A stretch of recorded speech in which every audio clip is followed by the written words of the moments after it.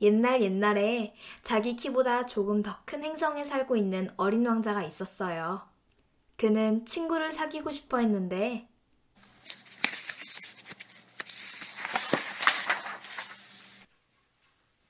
책소녀가 읽는 책.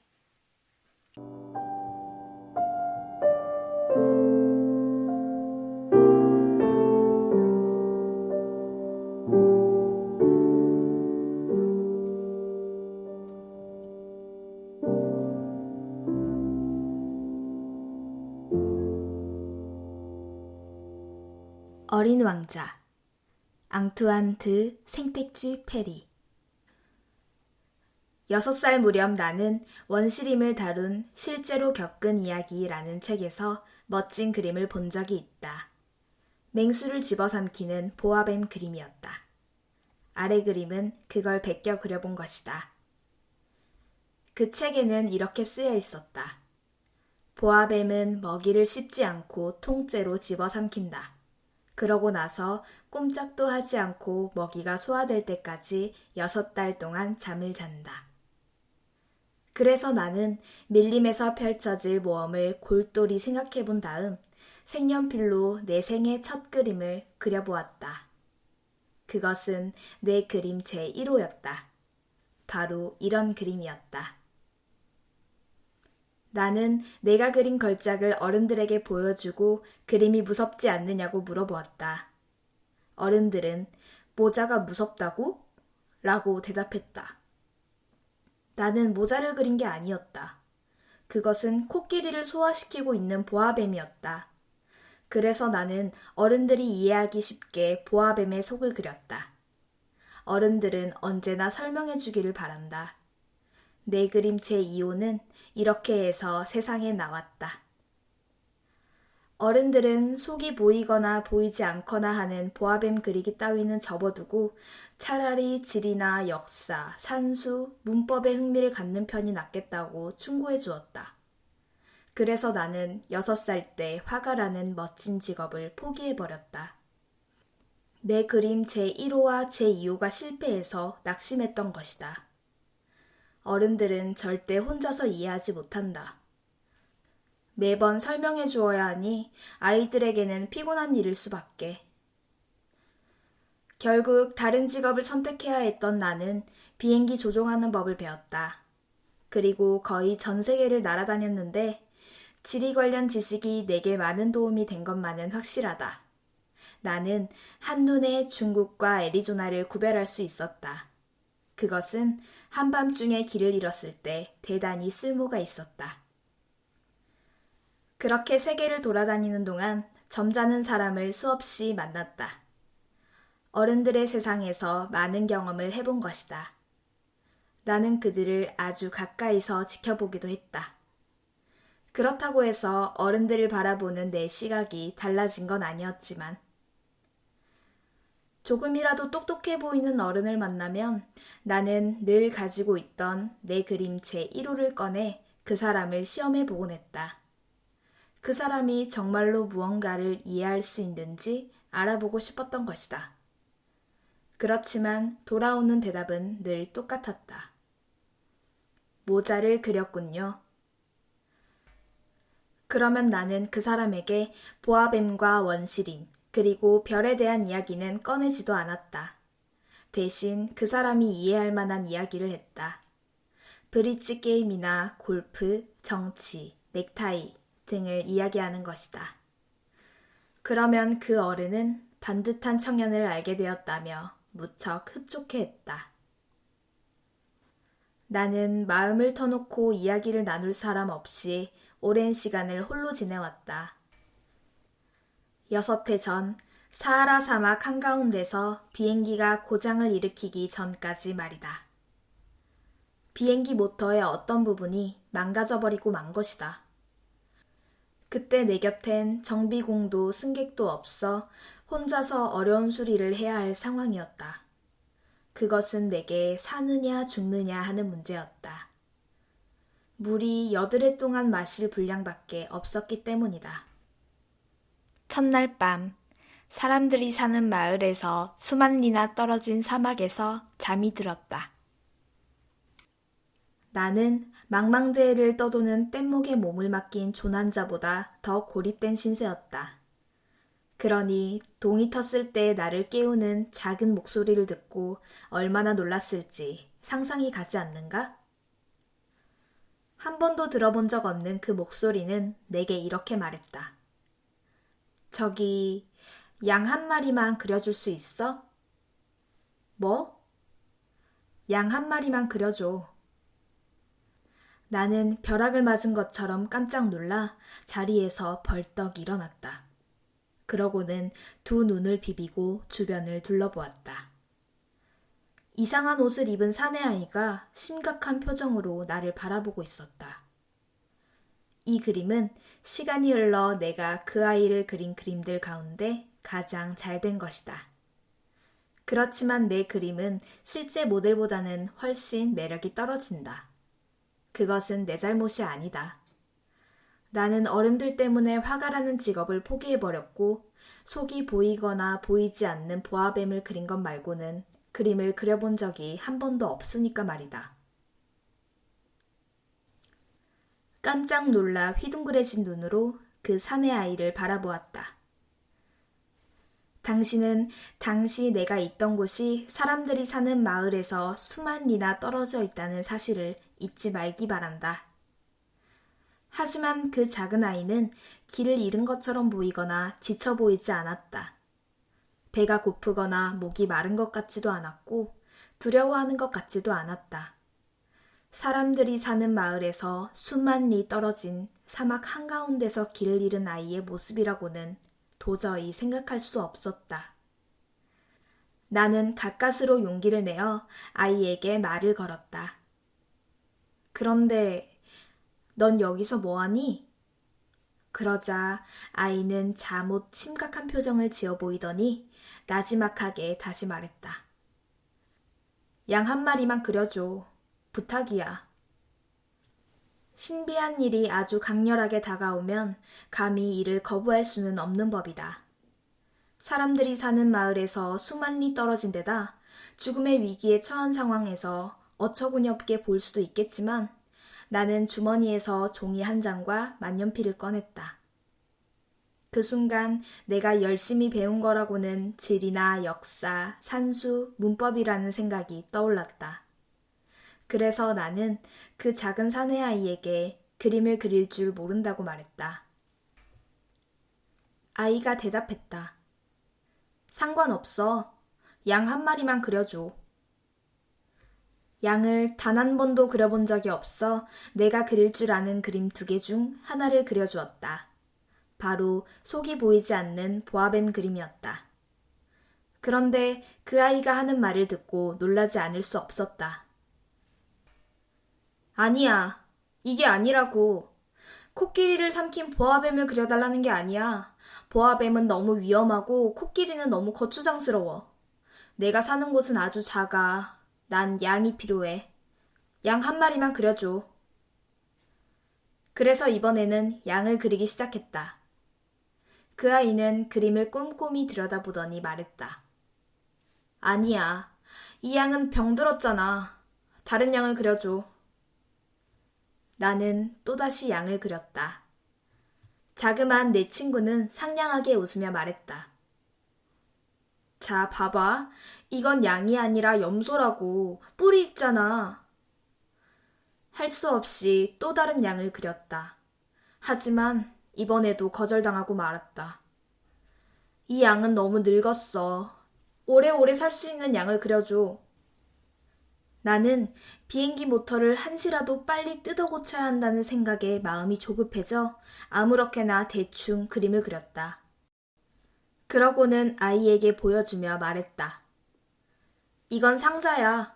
이 안에 네가 원하는 양이 들어있어. 그 순간 나는 꼬마 심사관의 얼굴이 기쁨으로 빛나는 걸 보고 놀라지 않을 수 없었다. 내가 원한 게 바로 이거야. 이 양은 풀을 많이 먹을까? 그건 왜? 내가 사는 곳은 아주 작아서 말이야. 걱정할 필요 없어. 그 양은 아주 작으니까. 자그마한 사내 아이는 고개를 숙이고 그림을 한참 동안 들여다보았다. 그렇게 작지도 않은데 뭘. 이런, 벌써 잠들었네. 그것이 어린 왕자와 나의 첫 만남이었다. 어린 왕자가 어디에서 온 건지 이해하기까지는 오랜 시간이 걸렸다. 그는 내게 많은 것을 물어보았지만 내 말은 조금도 귀 기울여 들어주지 않았다. 다만 어린 왕자가 우연히 내뱉은 단어들 속에서 모든 것이 조금씩 드러나기 시작했다. 이를테면 내 비행기를 처음 보았을 때 그는 이렇게 물었다. 이건 무슨 물건이야? 이건 물건이 아니야. 하늘을 날 수 있거든. 비행기야, 내 비행기. 나는 그에게 내가 날 수 있다는 사실을 알려주며 어깨를 으쓱했다. 그러자 어린 왕자가 소리쳤다. 뭐라고? 아저씨가 하늘에서 떨어졌다고? 그렇지. 나는 겸손하게 대답했다. 우와, 그거 정말 재밌네. 어린 왕자가 이렇게 말하며 해맑은 웃음을 짓자 나는 무척 짜증이 났다. 내 불행을 심각하게 여기지 않는 것처럼 보였기 때문이다. 그때 어린 왕자가 이렇게 덧붙였다. 그럼 아저씨도 하늘에서 온 거잖아. 아저씨는 어느 행성에서 왔어? 나는 그제야 어린 왕자가 신비로운 존재임을 밝힐 수 있는 희미한 빛 하나를 보았다. 그래서 당장 질문을 던졌다. 그럼 너는 다른 행성에서 왔다는 말이니? 그러나 내 질문에 어린 왕자는 대답하지 않았다. 그는 내 비행기를 보면서 가볍게 고개를 끄덕이더니 이렇게 말했다. 아저씨가 저걸 타고 왔다면 그렇게 먼 곳에서 올 수는 없었겠네. 그러고는 한동안 깊은 생각에 빠져 있다가 주머니에서 내가 그려준 양 그림을 조심스럽게 꺼내더니 한참을 들여다보았다. 내가 다른 행성이란 말에 얼마나 큰 호기심을 느꼈을지 상상할 수 있을 것이다. 그래서 나는 어린 왕자를 좀 더 자세히 알아보기로 했다. 착한 꼬마야, 넌 어디서 왔니? 네가 사는 곳은 어디야? 내가 그려준 양을 어디로 데려갈 거니? 어린 왕자는 입을 다물고 잠깐 생각하더니 대답했다. 나한테 상자를 그려준 건 아주 잘한 일이야. 밤에는 양의 집으로 쓸 수 있을 테니까. 물론이지. 그리고 네가 착하게 굴면 낮 동안 양을 매놓을 줄도 그려줄게. 말뚝도 그려주고. 내 말에 어린 왕자는 충격을 받은 듯 했다. 양을 매놓는다고? 그건 말도 안 되는 일이라고. 하지만 양을 매놓지 않으면 아무데나 돌아다닐 거야. 그럼 길을 잃을 테고. 그러자 내 꼬마 친구는 웃음을 터뜨렸다. 양이 어딜 가고 싶어 하는데? 어디든. 곧장 앞으로 달려나가면. 그러자 어린 왕자는 진지한 표정으로 말했다. 걱정하지 않아도 돼. 내가 사는 곳은 정말로 작거든. 그러고는 조금 서글픈 마음이 들었는지 이렇게 덧붙였다. 곧장 앞으로 달려나가도 아주 멀리까지 갈 수 없을 테니까. 그렇게 해서 아주 중요한 두 번째 사실을 알게 되었다. 그 꼬마가 살던 행성은 집보다 아주 조금 더 클 뿐이라는 걸.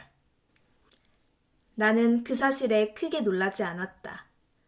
우리가 이름을 붙인 지구나 목성, 화성, 금성 같은 커다란 행성 말고도 수백 개의 다른 행성이 있으니까 말이다. 때때로 그것들은 망원경으로 보기 어려울 만큼 아주 작다는 사실을 잘 알고 있었다. 천문학자는 그런 행성들 가운데 하나를 발견하면 이름 대신 번호를 붙여준다. 이를테면 소행성 3251이라고 붙이는 식이다.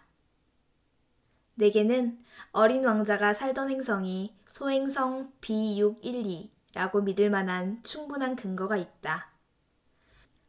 이 소행성은 1909년 터키 천문학자에게 딱 한 번 발견되었을 뿐이다. 천문학자는 세계 천문학학회에서 자신이 발견한 소행성을 훌륭하게 증명해 보였다. 하지만 천문학자의 허름한 차림새 때문에 아무도 그의 말을 믿으려 하지 않았다. 어른들은 늘 이런 식이다. 시간이 흘러 터키의 어느 독재자가 유럽 사람처럼 옷을 입지 않는 자는 누구든 사형에 처하겠다고 위협했는데 이는 소행성 B612의 존재를 알리는데 큰 도움이 되었다. 1920년 그 천문학자는 멋지게 옷을 차려입고 자신이 발견한 소행성을 다시 증명해 보였다. 그러자 이번에는 모든 사람이 그의 말을 믿었다. 내가 소행성 B612가 어떤 행성인지 자세히 설명하고 행성 번호까지 알려주는 것은 어른들 때문이다. 어른들은 숫자를 좋아한다. 새로 사귄 친구 이야기를 들려주면 어른들은 진짜 중요한 것을 절대 물어보지 않는다. 그들은 결코 이런 것들을 궁금해하지 않는다. 그 애의 목소리가 어떠니? 그 애는 어떤 놀이를 좋아하는데? 그 애가 나비를 수집하니? 그 대신 어른들은 이런 것들을 묻는다. 그 애는 몇 살이니? 형제는 몇 명이고? 몸무게는 얼마나 나가니? 그의 아버지는 돈을 얼마나 버시니? 그러고 나면 어른들은 비로소 그 아이를 알게 되었다고 생각한다. 만약 당신이 어른들에게 분홍색 벽돌로 지은 아름다운 집을 봤어요. 창가에는 제라늄이 피어 있고 지붕 위에는 비둘기가 앉아 있어요. 라고 설명하면 그들은 그 집을 상상하지 못한다. 그 대신 이렇게 말해야 한다. 10만 프랑짜리 집을 봤어요. 그러면 어른들은 와, 근사한 집이구나 라고 말한다. 만약 당신이 어른들에게 어린 왕자가 매혹적이고 잘 웃고 양 한 마리를 원했다는 것이 그가 이 세상에 있었다는 증거예요. 어떤 사람이 양 한 마리를 원하면 그가 이 세상에 있다는 증거가 되는 거죠. 라고 말하면 그들은 어깨를 으쓱하고는 당신을 어린아이 취급을 할 것이다. 하지만 어린 왕자가 살던 행성은 소행성 B612예요. 라고 말하면 어른들은 믿을만하다고 여기고는 더는 캐묻거나 귀찮게 하지 않을 것이다. 어른들은 늘 이런 식이다. 그들을 나쁘게 생각해선 안 된다. 아이들은 어른들에게 아주 너그러워야 하는 법이다. 물론 인생을 이해하는 우리는 숫자 따위는 전혀 개의치 않지만 나는 이 이야기를 동화처럼 시작하고 싶었다. 이렇게 말이다. 옛날에 자기 키보다 조금 더 큰 행성에 살고 있는 어린 왕자가 있었어요. 그는 친구를 사귀고 싶어 했는데 인생을 이해하는 사람이라면 이 이야기가 훨씬 더 진실하게 느껴질 것이다. 나는 사람들이 내 책을 가볍게 읽는 것을 원하지 않는다. 이 추억을 이야기하면서 나는 깊은 슬픔을 느낀다. 내 친구가 양과 함께 떠나간 지도 벌써 6해가 되었다. 내가 여기에 어린 왕자를 묘사해보려고 하는 것은 그를 잊지 않기 위해서다. 친구를 잊어버린다는 건 슬픈 일이니까. 모든 사람이 친구를 가질 수 있는 건 아니다. 그리고 나도 숫자밖에는 관심 없는 어른들처럼 되어버릴 수도 있다. 내가 물감 한 상자와 연필을 산 것도 바로 그런 까닭에서다. 6살 때 속이 보이거나 보이지 않는 보아뱀밖에 그려본 적이 없는 사람이 이 나이가 되어 다시 그림을 그리는 것은 어려운 일이다. 물론 나는 되도록 어린 왕자와 가장 닮은 초상화를 그리려고 할 것이다. 하지만 반드시 성공할 거란 확신이 서지 않는다. 어떤 그림은 괜찮지만 또 어떤 그림은 별로 닮지 않았다. 어린 왕자의 키도 그릴 때마다 조금씩 헷갈린다. 이 그림에서는 너무 작고 저 그림에서는 너무 크다. 어린 왕자의 옷 색깔도 자신이 없다. 그래서 나는 기억을 더듬으며 이렇게 저렇게 그려본다. 어떤 세세한 부분에 있어서는 중요한 점을 놓쳤을지도 모른다. 하지만 그 점은 나를 이해해주길 바란다. 내 친구는 무엇이든 설명해주는 법이 없었으니 말이다. 그는 내가 자신과 비슷하다고 여겼던 모양이다. 하지만 나는 불행하게도 상자 안에 있는 양을 볼 줄 모른다.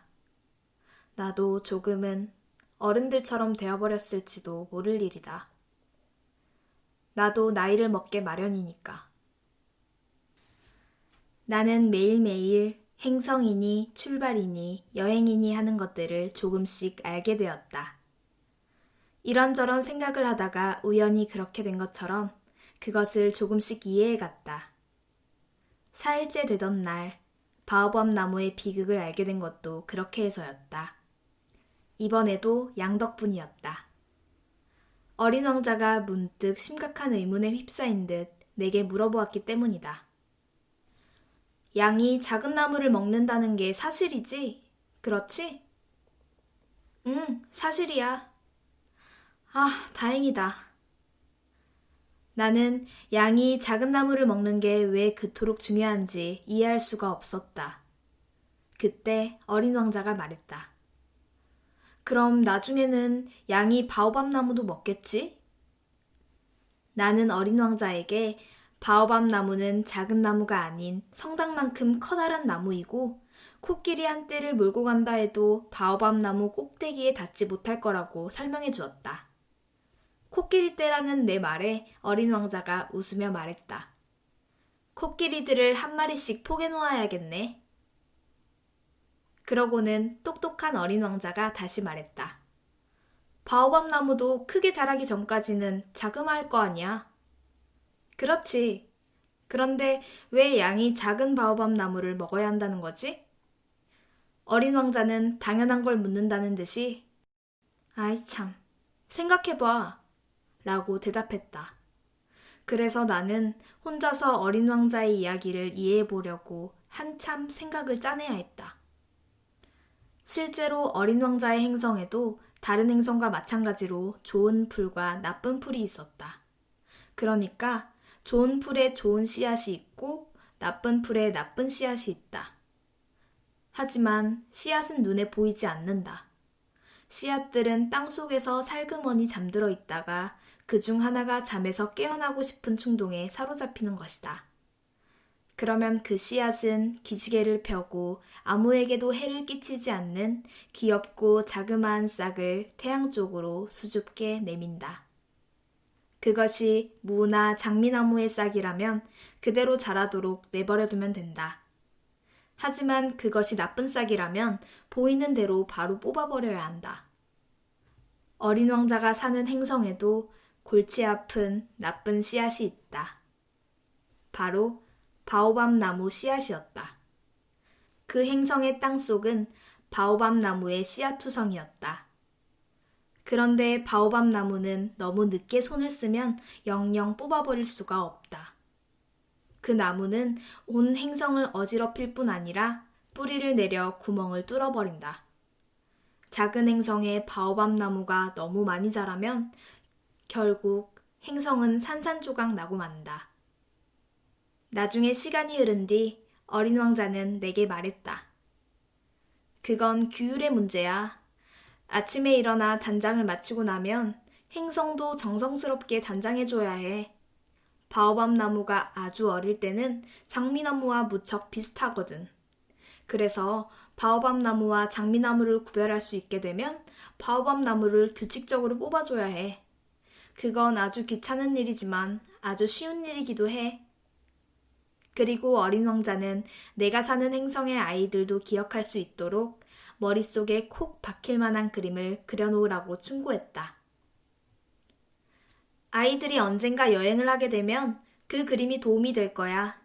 할 일을 뒤로 미뤄도 아무런 지장이 없는 경우도 있어. 하지만 바오밥 나무의 경우에 그랬다가는 재앙이 따르기 마련이거든. 어느 행성에 게으름뱅이가 살고 있었어. 그 사람은 작은 나무 3그루를 그냥 내버려 두었지. 그래서 나는 어린 왕자가 시키는 대로 그 행성을 그렸다.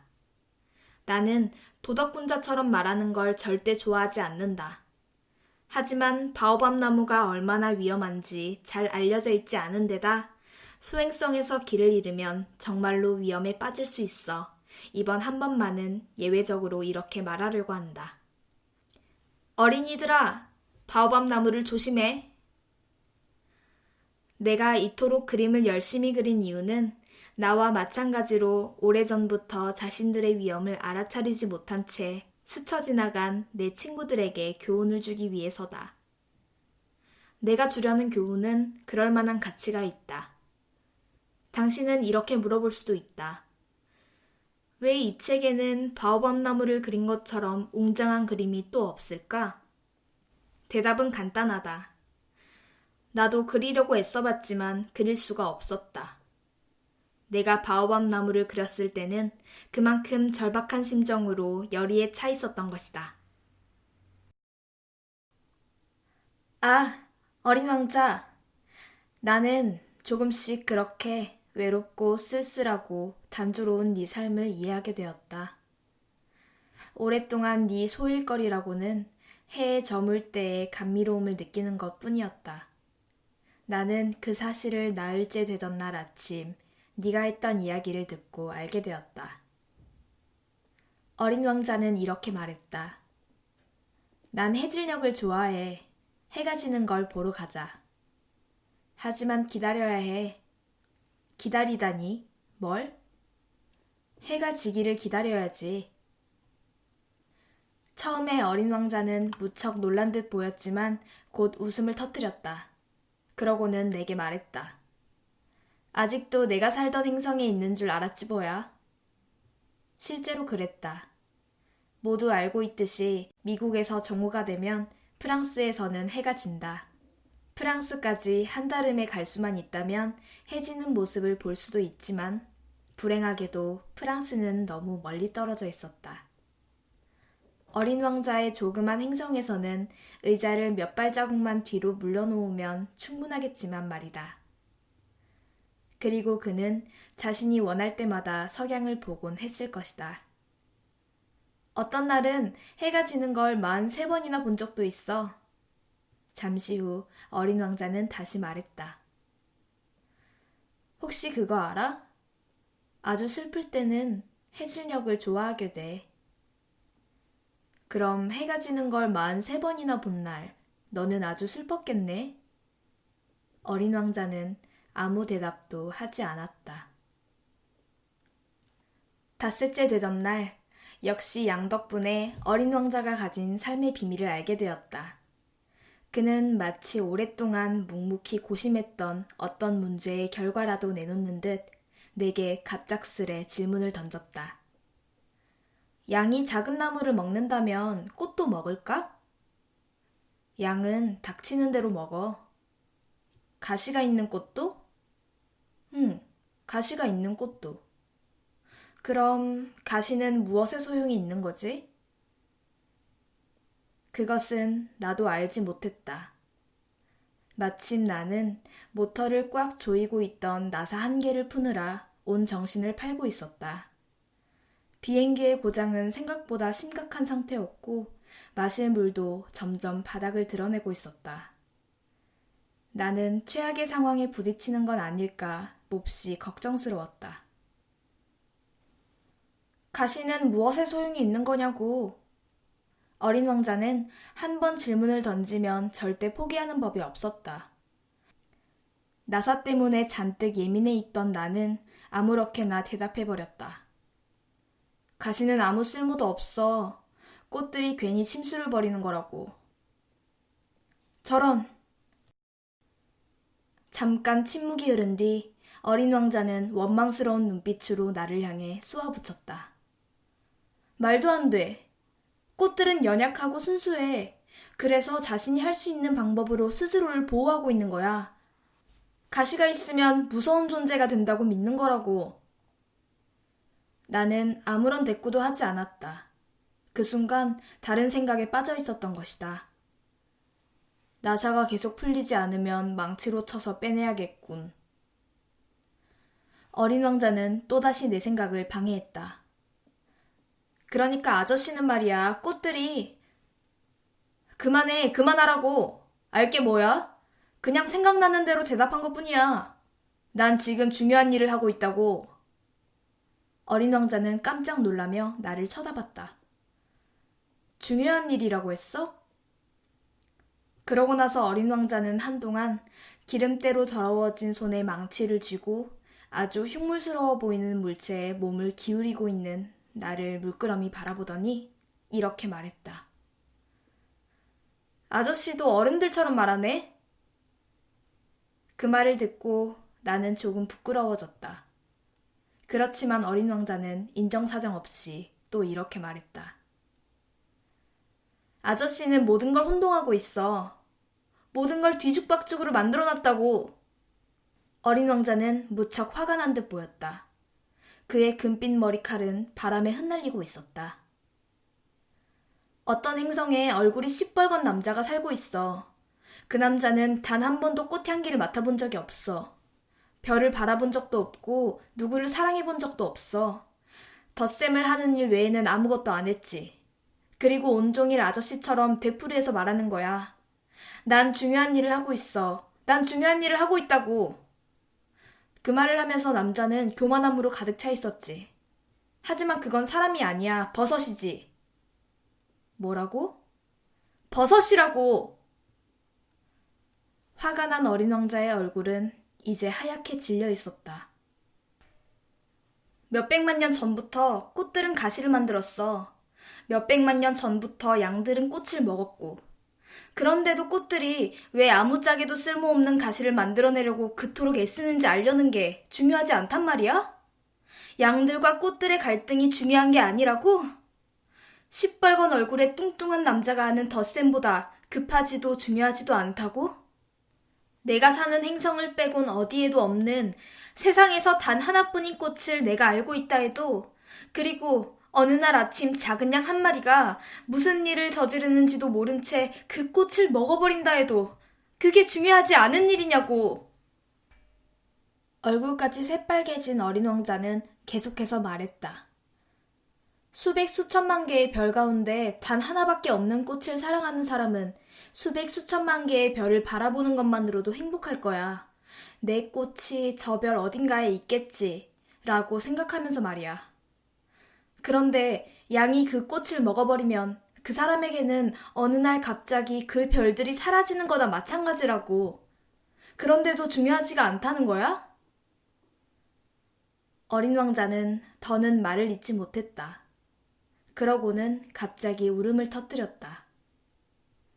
어느새 사막의 밤이 내려앉았다. 나는 손에서 연장을 놓아버렸다. 망치니 나사니 갈증이니 죽음이니 하는 것은 아무래도 좋았다. 지금 이 순간 어떤 행성, 내가 살고 있는 이 지구 위에 위로를 간절히 필요로 하는 어린 왕자가 있지 않은가. 나는 어린 왕자를 품에 안고 가만히 달래주었다. 그러고는 이렇게 말했다. 네가 사랑하는 꽃은 위험하지 않아. 내가 양에게 씌울 부리망을 그려줄게. 꽃을 보호할 덮개도 그려줄게. 나는 그 다음에 뭐라고 말해야 할지 난감했다. 나 자신이 어설프게만 느껴졌다. 어떻게 해야 어린 왕자를 붙잡을 수 있을지, 어린 왕자와 다시 만날 수 있을지 알 수가 없었다. 그렇게 신비로운 것이다. 눈물의 나라는. 나는 곧 그 꽃과 관련된 것을 더 많이 알게 되었다. 어린 왕자의 행성에는 꽃잎이 한 겹뿐인 소박한 꽃들이 있었는데 그것들은 조금도 자리를 차지하지 않았고 아무도 성가시게 하지 않았다. 꽃들은 아침에 잡초들 사이에서 피어났다가 저녁이 되면 사라져버렸다. 그런데 어느 날 어디에서 실려왔는지 모를 씨앗에서 싹이 트기 시작했다. 어린 왕자는 다른 싹과는 다르게 생긴 그 싹을 아주 유심히 지켜보았다. 새로운 바오밥 나무일지도 모를 일이었다. 하지만 그 작은 나무는 곧 성장을 멈추고 꽃을 피울 준비를 하기 시작했다. 커다란 꽃봉오리가 올라오는 걸 지켜보던 어린 왕자는 그 속에서 무언가 기적 같은 일이 일어나리라는 예감이 들었다. 하지만 꽃은 자신의 초록색 방 안에 숨어 한없이 아름다워질 준비만 했다. 그 꽃은 꽃잎을 하나하나 정돈하면서 천천히 치장했다. 개양귀비꽃처럼 꽃잎에 잔뜩 주름이 진 채 밖으로 나오고 싶지 않았던 것이다. 자신의 아름다움이 가장 빛을 발할 때 비로소 자신을 드러내고 싶었으리라. 아, 정말이지 이렇게 사랑스러울 수가 있을까? 꽃의 신비한 몸치장은 며칠 동안 계속되었다. 마침내 어느 날 아침, 동이 트는 바로 그 순간에 꽃은 얼굴을 내밀었다. 오랜 시간 정성을 들여 몸치장을 했던 꽃은 하품을 하며 말했다. 아, 이제 막 잠에서 깼어. 미안해, 내 머리가 온통 헝클어져 있어서. 꽃을 본 어린 왕자는 감탄을 금할 수가 없었다. 눈부시게 아름다워. 그래? 난 해와 같은 시간에 태어났으니까. 꽃은 상냥하게 대답했다. 어린 왕자는 꽃이 그다지 겸손하지 않다는 걸 눈치챘다. 하지만 그 꽃은 너무도 아름답지 않은가? 잠시 뒤 꽃은 이렇게 말했다. 아침 먹을 시간 같은데 내게 친절을 베풀어 줄 수 있어? 순간 어린 왕자는 몹시 당황했지만 물뿌리개에 신선한 물을 담아와 꽃의 시중을 들어주었다. 그렇게 나타난 꽃은 까다로운 허영심으로 어린 왕자를 괴롭히기 시작했다. 이를테면 어느 날 꽃은 자신의 가시 4개를 보여주면서 어린 왕자에게 이렇게 말했다. 발톱을 세운 호랑이들이 올 수도 있잖아.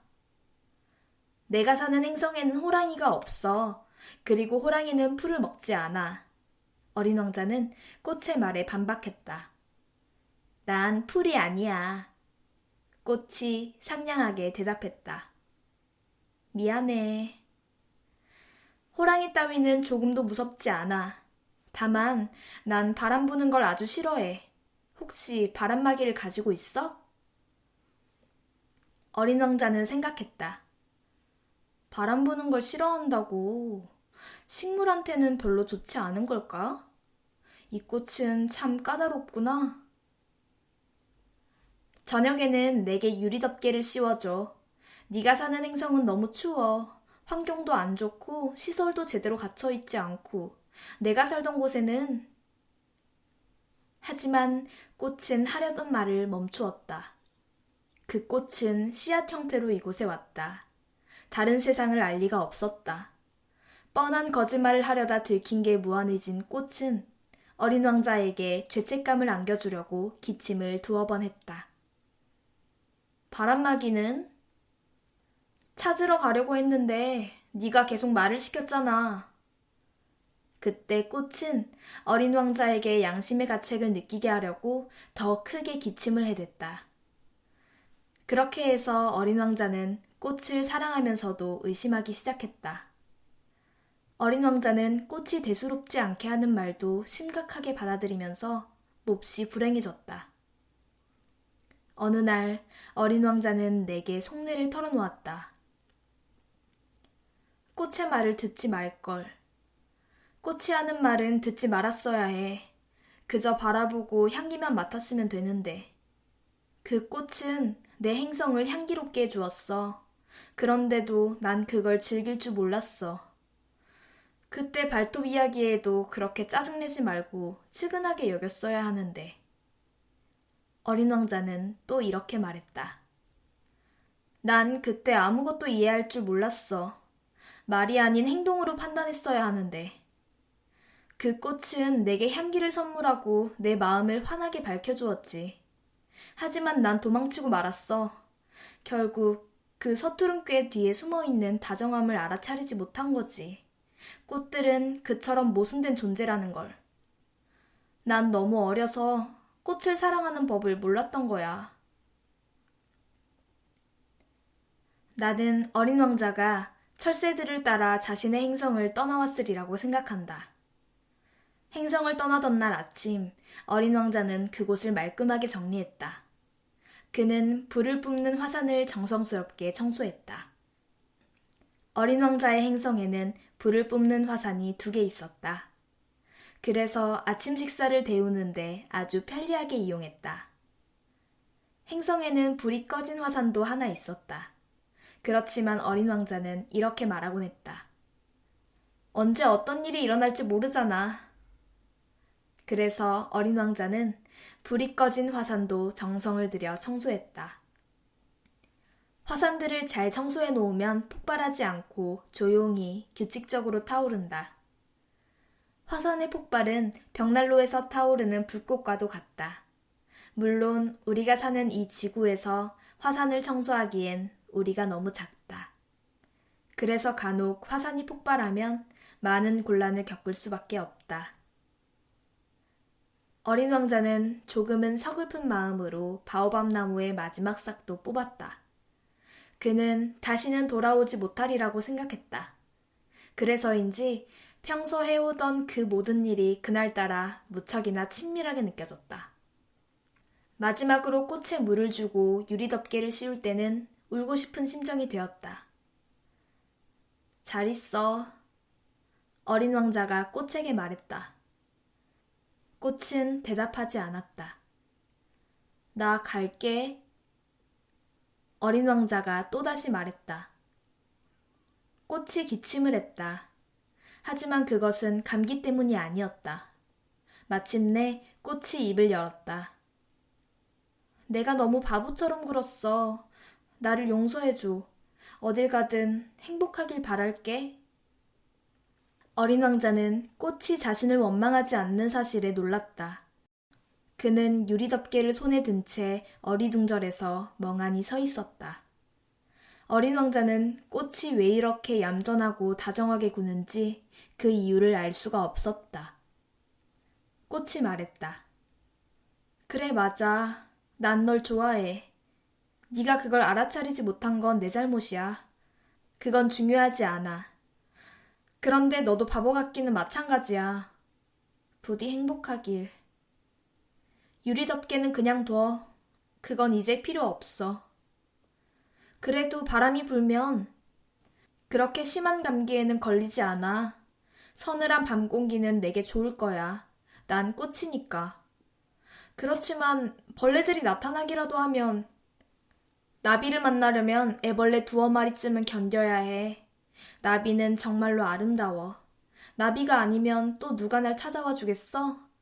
너는 멀리 있을 텐데. 커다란 짐승들은 하나도 무섭지 않아. 내게도 발톱이 있으니까. 그러더니 꽃은 천진난만하게 가시 4개를 보여준 뒤 다시 말했다. 뭘 그렇게 꾸물거리고 있어? 짜증나게. 떠나기로 했으면 빨리 가. 꽃은 자신이 우는 모습을 어린 왕자에게 보이고 싶지 않았다.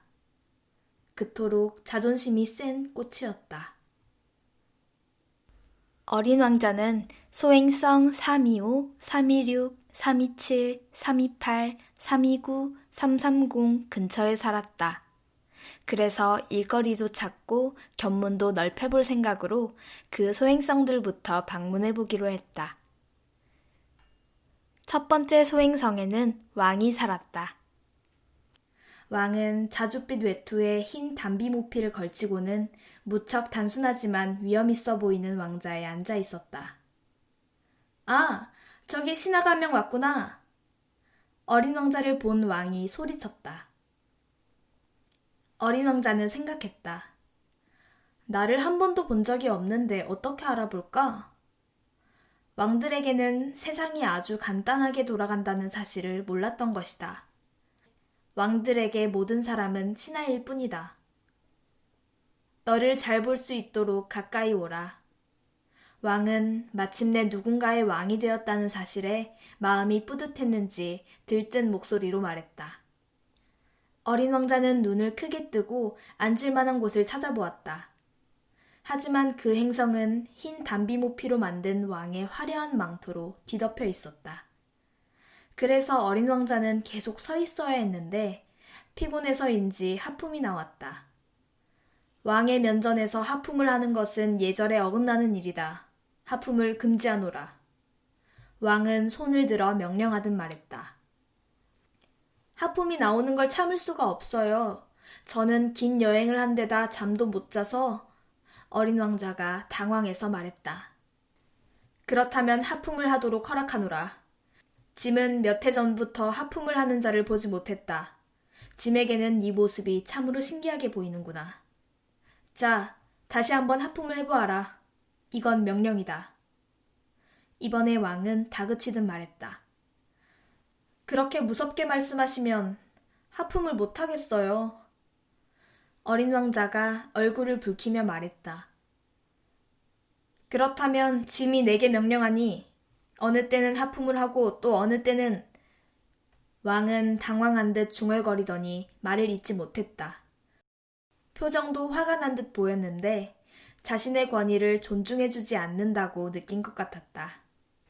왕은 자기 말에 복종하지 않는 것을 받아들이려고 하지 않았다. 그는 절대군주였다. 하지만 선량한 왕이었기에 사리에 어긋나는 명령을 내리진 않았다. 왕은 자주 이렇게 말하곤 했다. 짐이 어떤 장군에게 바다새로 변신하라고 명했는데 그가 내 명령에 복종하지 않는다면 그것은 장군의 잘못이 아니라 짐의 잘못이니라. 좀 앉아도 될까요? 어린 왕자가 머뭇거리며 물었다. 짐이 내게 앉으라고 명하노라. 왕은 흰 담비 모피로 만든 망토 한 자락을 근엄하게 끌어올리며 말했다. 어린 왕자는 어리둥절했다. 이렇게 작은 행성에서 왕은 도대체 무엇을 다스린다는 말일까? 폐하, 제가 여쭈어보고 싶은 것이 있는데요. 어린 왕자가 말했다. 짐이 내게 질문하라고 명하노라. 왕은 궁금한 마음에 서둘러 말했다. 폐하는 무엇을 다스리시나요? 모든 것을 다스리노라. 왕은 아주 간단하게 대답했다. 모든 것을요? 그러자 왕은 점잖은 몸짓으로 자신의 행성과 다른 행성들, 그리고 그 밖의 별들을 가리켰다. 이 모든 것을요? 어린 왕자가 다시 물었다. 그래, 이 모든 것을. 왕은 당연하다는 듯 대답했다. 그는 절대군주일 뿐만 아니라 우주의 군주이기도 했기 때문이다. 별들이 폐하의 말에 복종하나요? 물론이다. 별들은 짐의 명령에 즉시 복종한다. 짐은 불복종을 용서치 않노라. 왕은 이번에도 당연한 일이라는 듯 말했다. 어린 왕자는 왕의 권력에 경탄을 금치 못했다. 어린 왕자에게도 그런 힘이 있다면 의자를 뒤로 물려놓지 않고도 하루에 44번, 아니 72번, 아니 100번이든 200번이든 해가 지는 풍경을 볼 수 있었을 텐데 말이다. 그 순간 어린 왕자는 조금 슬퍼졌다. 두고 온 작은 행성이 떠올랐기 때문이다. 그는 용기를 내어 왕에게 간청했다. 지금 해가 지는 풍경을 보고 싶어요. 저의 청을 들어주세요. 폐하, 해에게 지금 지라고 명령해 주세요. 짐이 어떤 장군에게 나비처럼 이 꽃에서 저 꽃으로 날아다니라고 명하거나 비극을 쓰라고 명하거나 바다새로 변신하라고 명했다. 그런데 장군이 그 명령에 복종하지 않는다면 그것은 장군의 잘못이겠느냐, 짐의 잘못이겠느냐? 폐하의 잘못이지요. 어린 왕자는 단호하게 대답했다. 옳다. 누구에게든 그가 할 수 있는 것을 명령해야 하느니라. 권위란 무엇보다 사리에 어긋나서는 안 된다. 만약 내가 백성에게 지금 당장 바다에 몸을 던지라고 명령한다면 그들은 혁명을 일으킬 것이다. 짐이 복종을 요구할 수 있는 것은 짐의 명령이 사리에 맞기 때문이다. 그럼 제가 간청한 해지는 풍경은 볼 수 없는 건가요? 한 번 질문을 던지면 절대 포기하는 법이 없는 어린 왕자가 되물었다. 너는 해지는 풍경을 보게 될 것이다. 짐이 그것을 명령할 것이니라. 하지만 짐의 통치술에 따라 조건이 갖추어지기를 기다려야 하느니라. 그때가 언제인가요? 어린 왕자가 물었다. 왕은 커다란 달력을 뒤척거리면서 한참 뭔가를 찾더니 이렇게 말했다. 그러니까 언제쯤인고 하니. 그건 오늘 저녁 7시 40분쯤이 될 것이다. 그때가 되면 짐의 명령이 얼마나 잘 이행되는지 볼 수 있을 것이다. 어린 왕자는 하품이 나왔다. 해지는 풍경을 당장 볼 수 없어서 실망스러웠다. 게다가 어린 왕자는 벌써 지루해졌다. 이곳에서는 제가 할 일이 없으니 이만 가봐야겠어요. 어린 왕자가 말했다. 떠나지 마라. 신하를 거느리게 된 것이 자랑스러웠던 왕은 어린 왕자가 떠나는 걸 말렸다. 그대를 대신으로 삼겠노라. 무슨 대신이요? 그러니까 사법 대신. 그렇지만 여기에는 심판받을 사람이 없잖아요. 그건 모를 일이다. 짐은 아직 왕국을 전부 돌아보지 못했다. 짐은 너무 늙은 데다가 마차를 둘 곳도 마땅치 않고 걷기에도 힘이 드는구나. 아, 그렇군요. 저는 이미 다 봤는데 저쪽에 아무것도 없어요. 어린 왕자는 몸을 구부려 행성의 다른 쪽을 다시 살펴보고 나서 말했다. 그렇다면 너 자신을 심판하도록 하라. 그것이 가장 어려운 일이니라. 다른 사람보다 자기 자신을 심판하는 일이 훨씬 더 어렵다. 너 자신을 훌륭하게 심판할 수 있다면 너는 진실로 현명한 사람일 것이다. 왕이 제법 진지한 답을 내놓았다. 폐하, 저는 스스로 어디에서나 심판할 수 있어요. 그러니 꼭 이곳에 있지 않아도 된다고요. 어린 왕자는 고민할 필요도 없다는 듯 말했다. 짐의 행성 어딘가에 늙은 쥐 한 마리가 살고 있을 것이다. 짐이 밤마다 소리를 들었다. 그 늙은 쥐를 심판하여라. 너는 상황에 따라서 사형 판결을 내릴 수도 있다. 그러니 그 쥐의 목숨은 내게 달려있는 것이다. 하지만 그 쥐를 살려두기 위해 매번 사면을 내리도록 하라. 이 행성에 단 한 마리밖에 없기 때문이다. 왕이 말했다. 폐하, 저는 사형 판결을 내리고 싶지 않아요. 이만 가봐야겠어요. 어린 왕자가 대답했다. 가지 마라. 왕은 초조해져 급하게 말했다. 어린 왕자는 떠날 채비를 마쳤지만 늙은 왕을 서운하게 하고 싶지도 않았다. 폐하의 명령에 복종하기를 원하신다면 저에게 사리에 맞는 명령을 내려주세요. 이를테면 저에게 1분 안에 떠나라고 명령하시는 거예요. 조건도 갖춰진 것 같은데요. 왕은 아무런 대답도 하지 않았다. 어린 왕자는 잠시 머뭇거리다가 한숨을 쉬고는 그곳을 떠나려고 했다. 그러자 왕이 황급하게 소리쳤다. 그대를 짐의 대사로 임명하노라.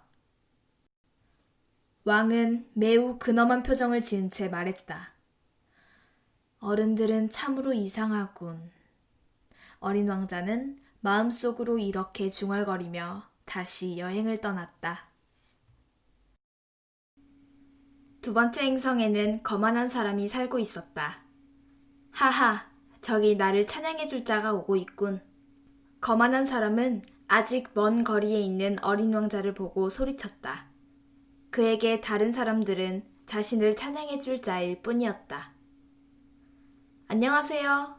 괴상한 모자를 쓰고 있네요. 어린 왕자가 말을 걸었다. 담례하기 위해 쓴 거란다. 사람들이 내게 환호를 보낼 때 멋지게 담례를 하려고. 그런데 이쪽으로는 단 한 명도 지나가지 않는구나. 거만한 사람이 말했다. 아, 그래요? 무슨 말을 하는지 이해하지 못한 어린 왕자가 대답했다. 손과 손을 마주쳐보렴. 거만한 사람이 어린 왕자에게 말했다. 어린 왕자는 손과 손을 마주쳤다. 그러자 거만한 사람은 모자를 벗어들고는 겸손하게 담례를 했다. 왕을 만났을 때보다 더 재미있네. 어린 왕자가 속으로 중얼거렸다. 그러고는 또다시 손과 손을 마주쳤다. 거만한 사람도 또다시 모자를 벗어들더니 담례를 했다. 그렇게 5분쯤 되풀이하고 나자 어린 왕자는 그 놀이가 재미없고 지루했다. 모자를 떨어뜨리려면 어떻게 해야 하나요? 어린 왕자는 별뜻 없이 물었다. 그렇지만 거만한 사람은 그 말을 듣지 못했다. 거만한 사람들은 오로지 찬양의 말만 들을 뿐이다. 너는 진심으로 나를 찬양하지? 거만한 사람이 어린 왕자에게 물었다. 찬양한다는 게 무슨 뜻이죠? 찬양한다는 건 내가 이 행성에서 가장 잘생기고 옷을 가장 멋지게 입고 가장 부자이고 가장 똑똑하다는 걸 인정하는 거란다. 하지만 이 행성에는 아저씨밖에 없잖아요. 그래도 날 찬양해줘. 날 기쁘게 해달라고. 예, 아저씨를 찬양해요. 그런데 그게 아저씨와 무슨 상관이 있는 거죠? 어린 왕자가 어깨를 약간 으쓱거리며 말했다. 그러고는 그 행성을 떠났다. 어른들은 정말 이상하군. 어린 왕자는 다시 여행을 떠나면서 마음속으로 이렇게 중얼거렸다. 그 다음으로 방문한 행성에는 술주정뱅이가 살고 있었다. 어린 왕자는 그 행성에 아주 짧은 시간 머물렀지만 그만 마음이 우울해지고 말았다. 아저씨, 거기서 뭐 하세요? 어린 왕자가 술주정뱅이에게 물었다. 그는 그냥 말없이 빈 병 한 무더기와 술이 가득 든 병 한 무더기를 앞에 두고 앉아 있었다. 술을 마시지. 왠지 침울해 보이는 술주정뱅이가 대답했다. 왜 술을 마시는데요? 어린 왕자가 물었다. 잊어버리려고. 술주정뱅이는 짧게 대답했다. 무엇을 잊어버리려고요? 측은한 마음이 든 어린 왕자가 물었다. 부끄러운 일들을 잊어버리려고. 술주정뱅이는 고개를 떨군 채 힘없이 말했다. 뭐가 부끄러운데요? 그를 돕고 싶은 마음에 어린 왕자가 물었다. 술을 마신다는 게 부끄럽지. 술주정뱅이는 이렇게 말하고는 입을 닫아버렸다. 난감해진 어린 왕자는 그 행성을 떠났다. 어른들은 확실히 이상해. 또다시 여행을 떠나면서 어린 왕자는 속으로 이렇게 중얼거렸다. 네 번째로 방문한 행성에는 사업가가 살고 있었다. 그 사업가는 어린 왕자가 그곳에 다다랐을 때 고개도 들지 못할 정도로 바빴다. 안녕하세요. 담뱃불이 꺼졌네요. 어린 왕자가 말을 건넸다. 셋에 둘을 더하면 5, 5에 7을 더하면 12, 12에 셋을 더하면 15, 15에 7을 더하면 22, 22에 6을 더하면 28. 담뱃불을 다시 붙일 시간이 없어서 말이야. 26에 5을 더하면 31. 그럼 5억 162만 2731이 되는군. 뭐가 5억인가요? 응? 아직 거기 있었구나. 그게 5억 100만... 잊어버렸어. 일이 너무 많아. 난 지금 중요한 일을 하고 있어. 허튼 소리 할 시간이 없다고. 2 더하기 5은 7? 뭐가 5억 100만인데요? 한 번 질문을 던지면 절대 포기하는 법이 없는 어린 왕자가 다시 물었다. 그제야 사업가는 고개를 들었다. 난 이 행성에 54년째 살고 있는데 말이다. 내가 방해를 받았던 적은 딱 3번뿐이야. 첫 번째는 22년 전이었는데 어디서 날아왔는지 모를 풍뎅이 때문이었지. 그 풍뎅이가 아주 짜증스러운 소리를 내는 바람에 4번이나 계산을 틀렸어. 두 번째는 11년 전이었는데 류마티즘 때문이었지. 운동 부족으로 말이야. 너무 바빠서 산책할 시간도 없거든. 난 중요한 일을 하는 사람이니까. 세 번째는... 그렇지. 그러니까 5억 100만이니까 뭐가 5억 100만이냐고요. 사업가는 조용히 일하기는 글렀다는 걸 깨달았다. 때때로 하늘에 보이는 수백만 개의 작은 것 말이다.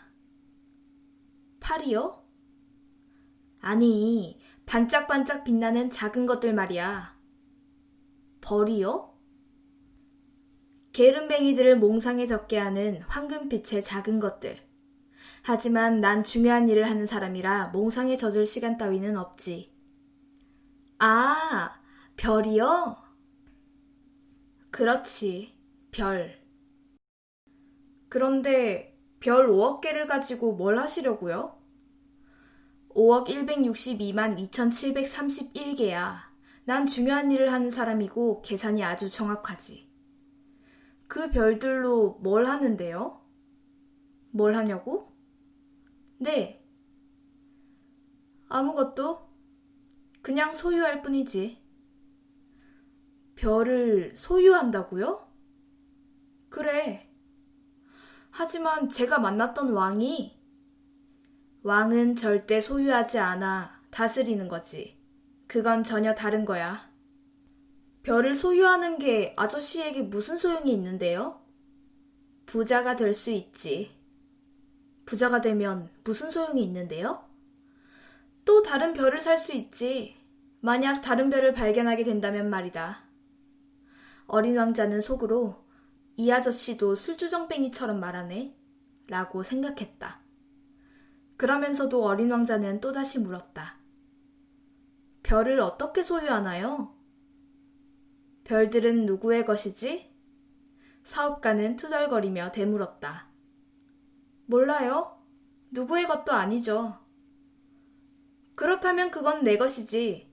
내가 가장 먼저 그런 생각을 했으니까. 그럼 별들이 아저씨 것이 된다고요? 당연하지. 주인 없는 다이아몬드를 네가 발견한다면 그건 네 것이 되는 거란다. 네가 주인 없는 섬을 발견하면 그 섬은 네 것이 되는 거고. 네가 어떤 좋은 생각을 가장 먼저 떠올리면 특허를 받아야 해. 그럼 너는 그걸 소유할 수 있어. 난 말이다. 별들을 소유했어. 나보다 먼저 그 별들을 소유해야겠다고 생각한 사람이 없었으니까. 듣고 보니 그러네요. 그런데 그 별들로 뭘 하는데요? 어린 왕자는 궁금해 물었다. 관리하지. 그 별들을 세고 또 세고 한단다. 사업가가 말을 계속했다. 그건 정말 어려운 일이야. 그렇지만 난 중요한 일을 하는 사람이라고. 어린 왕자는 여전히 어딘가 석연치 않았다. 난 말이에요.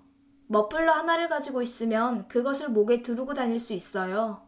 또 꽃 한 송이를 가지고 있으면 그것을 꺾어서 가지고 다닐 수 있고요. 하지만 아저씨는 별을 딸 수가 없잖아요. 그래. 하지만 난 별들을 은행에 맡길 수 있단다. 그게 무슨 말이죠? 작은 종이에다 내 별들이 몇 개인지 적어놓고 그 종이를 서랍에 넣은 다음 열쇠로 잠근다는 말이지. 그게 다예요? 그게 다야. 어린 왕자는 재미있군. 꽤 시적이고. 하지만 그렇게 중요한 일은 아니잖아. 하고 생각했다. 어린 왕자에게 중요한 일이란 어른들이 생각하는 것과는 아주 달랐다. 난 꽃 한 송이를 가지고 있는데 매일 물을 줘요. 화산 3개를 가지고 있는데 매주 청소를 해주고요. 또 언제 어떤 일이 벌어질지 모르니 불이 꺼진 화산도 청소해 주어야 해요. 내가 꽃이나 화산을 가지고 있다는 것은 그들에게 도움이 되는 일이에요. 하지만 아저씨는 별들에게 아무런 도움도 되지 못해요. 사업가는 무언가 말을 해보려고 했지만 아무 말도 하지 못했다. 어린 왕자는 그렇게 그 행성을 떠났다. 그러고는 여행하는 동안 속으로 그저 어른들은 정말이지 아주 이상해 하고 생각할 뿐이었다. 5번째로 방문한 행성은 무척 흥미로웠다. 여태껏 방문했던 행성들 가운데 가장 작은 곳이었다. 가로등 하나와 가로등 켜는 사람 1명이 겨우 서 있을 만한 자리밖에 없었다. 어린 왕자는 집도 없고 사람 사는 흔적도 없는 행성에 가로등과 가로등 켜는 사람이 무슨 소용이 있는지 도저히 이해할 수가 없었다. 그렇지만 어린 왕자는 이렇게 생각했다. 이 사람도 어리석은 사람일지 몰라. 그래도 왕이나 거만한 사람이나 사업가, 술주정뱅이보다는 덜 어리석은 사람이지. 적어도 이 사람은 의미 있는 일을 하고 있잖아. 그가 가로등을 켤 때는 별 한 개 또는 꽃 한 송이를 태어나게 하는 거나 마찬가지니까. 그가 가로등을 끌 때는 별이나 꽃을 잠들게 하는 거고. 아주 아름다운 직업이야. 정말로 도움이 되는 일일 테고. 어린 왕자는 5번째 행성에 다다르자 가로등 켜는 사람에게 정중히 인사를 했다. 안녕하세요. 왜 방금 가로등을 껐나요? 그건 명령이야. 좋은 아침. 가로등 켜는 사람이 대답했다. 명령이 뭐죠? 내 가로등을 끄는 거지. 잘 자. 그러고서 그는 다시 가로등을 켰다.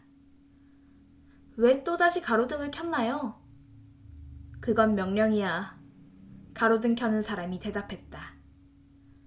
무슨 말인지 이해가 안 가요. 어린 왕자는 그가 무슨 말을 하는지 몰라 어리둥절했다.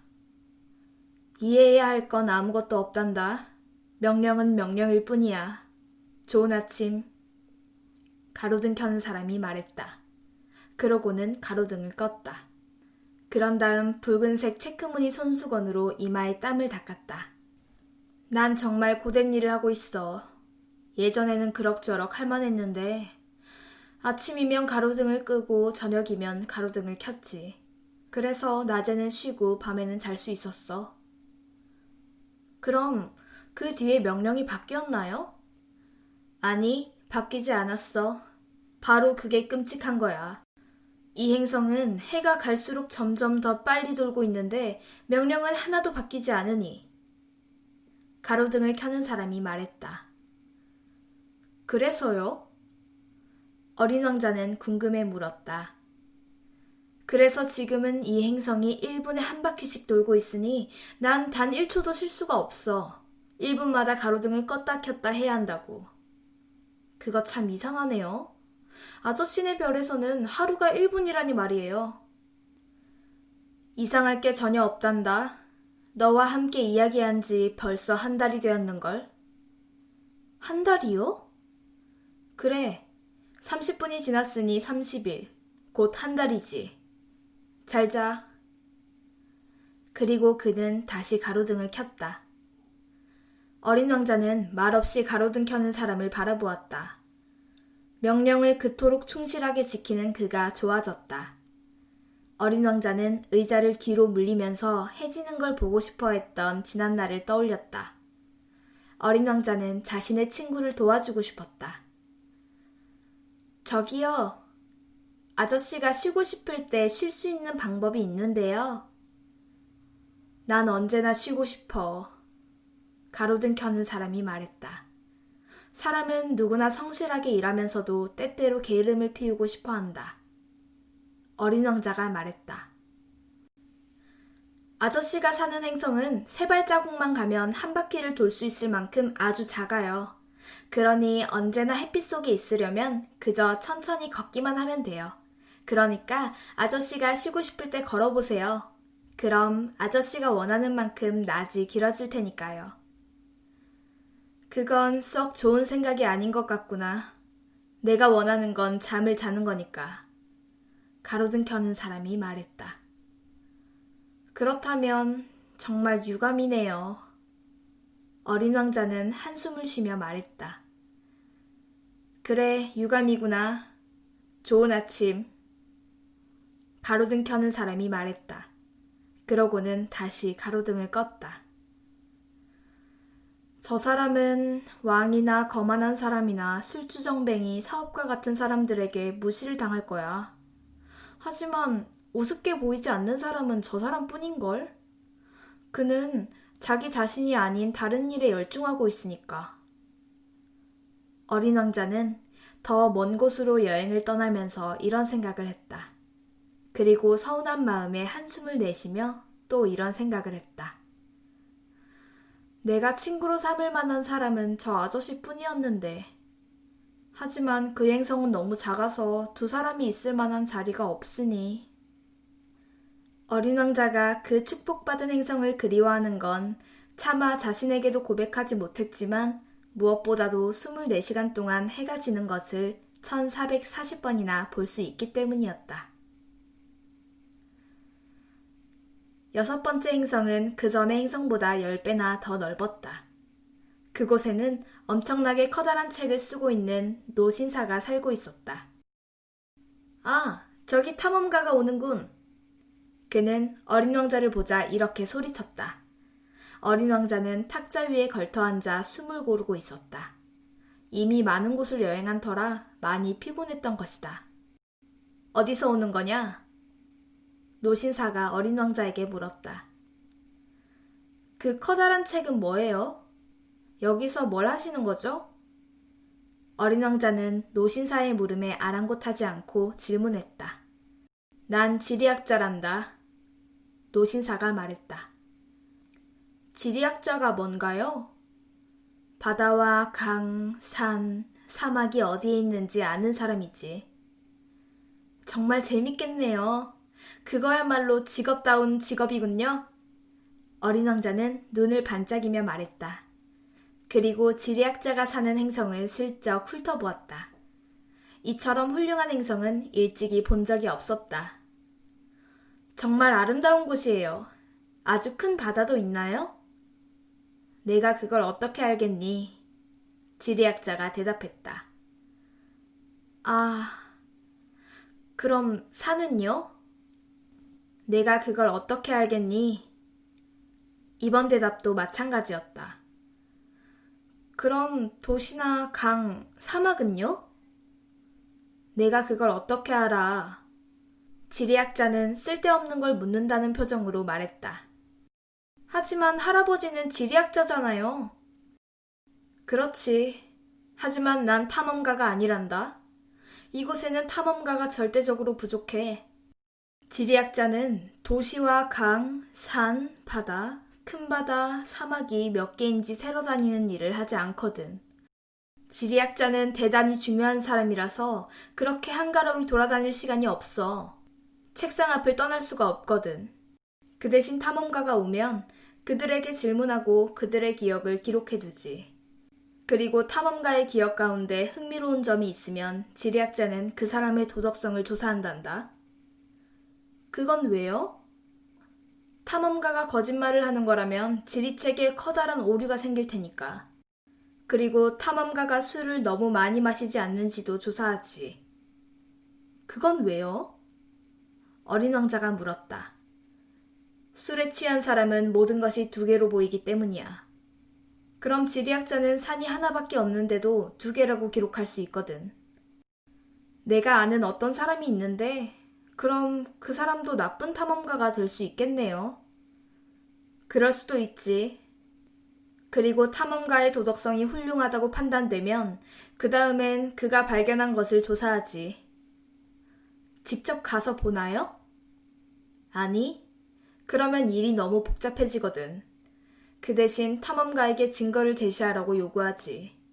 예를 들어 커다란 산을 발견했다고 하면 커다란 돌멩이를 가져오라고 요구하는 거야. 갑자기 지리학자는 흥분하며 말했다. 그러고 보니 너도 멀리서 왔구나. 그렇다면 너도 탐험가야. 네가 사는 행성을 설명해보렴. 그러더니 지리학자는 노트를 펴고 연필을 깎았다. 처음에는 탐험가의 이야기를 연필로 적어두고 그가 증거를 제출하면 다시 잉크로 적는다고 했다. 시작해도 될까? 지리학자는 호기심 가득한 눈빛으로 물었다. 아, 제가 사는 행성은 별로 흥미로울 것이 없는 아주 작은 곳이에요.